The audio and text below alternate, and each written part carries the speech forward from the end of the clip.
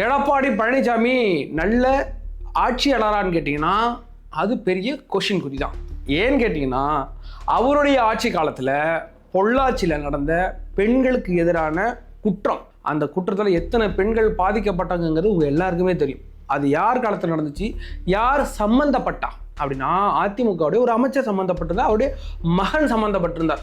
அவ்வளோ பெரிய அநியாயத்தை எப்படியெல்லாம் நம்ம பாதுகாக்கணும் அந்த குற்றவாளிகள் அப்படிங்கிறது அந்த எடப்பாடி ஆட்சியில் நடந்ததுன்னா நடந்தது, அது உண்மைதான். அதுக்கு பிறகு கொரோனா காலத்தில் அந்த காலகட்டங்களில் அந்த ஜெயராஜ் அண்ட் ஃபெனிக்ஸ் 2 பேருடைய இறப்பு அது உங்களுக்கு நல்லாவே தெரியும். ஒரு போலீஸ் கஸ்டடியிலேயே ஒரு கொடூரமான 2 மரணங்கள் நடந்தது, அது நம்ம ஐயா காலத்தில்.